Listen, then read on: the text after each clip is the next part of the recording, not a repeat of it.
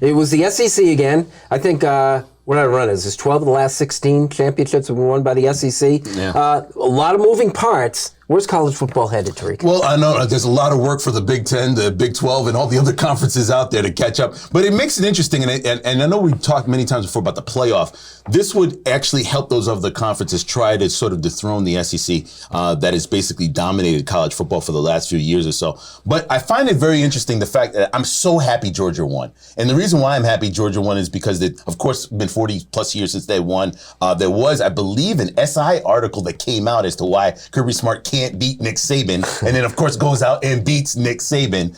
But it's just interesting to me how this all sort of turns out. They lose their wide receiver, does Alabama. They can't adjust. The defense from Georgia does a great job in the first half. Nobody scores a touchdown. They keep it close and then strike in the second half. It was great revenge for Georgia, great college football. Two schools of thought on expanding the playoffs. One is that there aren't enough teams to fill the dance card, and it's just more blowouts. Or the second, which is the one I kind of subscribe to, is this is going to, I think to Tariq's point, sort of spread the talent out a little bit more to teams that have got a chance to do something, and maybe 3-4 years down the road, there's a little more competition for the SEC. Okay, but you spread it out. I mean, look, I think you're being naive and still thinking that old school college football way that kids are going to college to win a national championship, and if we give more tickets to the dance, that kids are going to be willing to go to other schools. Kids don't care about winning national championships. Yeah, but isn't that why Georgia and Alabama are playing every year, and Clemson? Those three schools are dominant? No, I think that Georgia, Clemson, and Alabama are playing every year because if you look in the NFL, one of the schools that send the most kids to the National Football League, it's Georgia, Clemson, and Alabama that have these connections, right? That's why these schools stay good for so long. And you're seeing, I mean, Clemson kind of popped out of nowhere.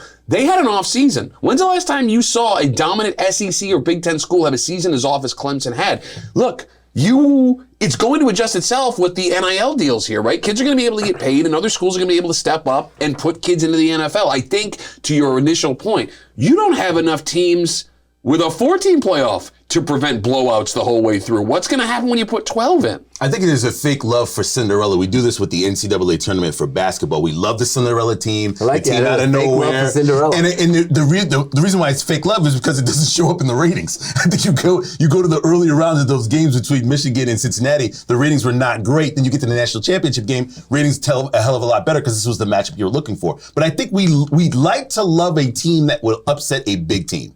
We want to see that one team, 1 year, grab that one shirt and say, I've been a Cincinnati fan forever. I've been a Notre Dame fan forever. Whatever that school will be is what everybody wants to gravitate towards, but it comes down to the elite. I have to say this because we were talking about Hallmark movies. What, fake love for Cinderella? I think it's real. I think it's. I love the title. Let's predict this right now. There will be a team in college basketball everybody will love going to the Sweet 16, and then they will follow them, and they'll be and we love it. We do it every year. Sure. And then of course they get smacked in the face somewhere along the line. Okay, but we're also talking about two very different sports and two very different tournaments, right? I mean, when you have 68 teams now, there's going to be some upsets. You put into it's impossible with a sport like football.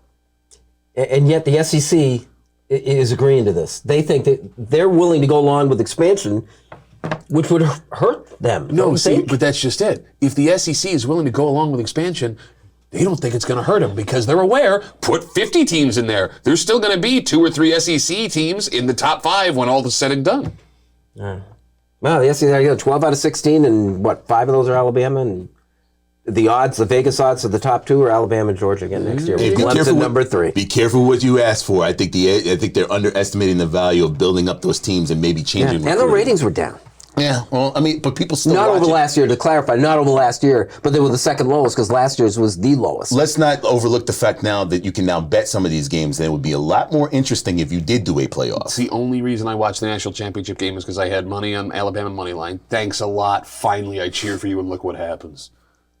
I had it picked.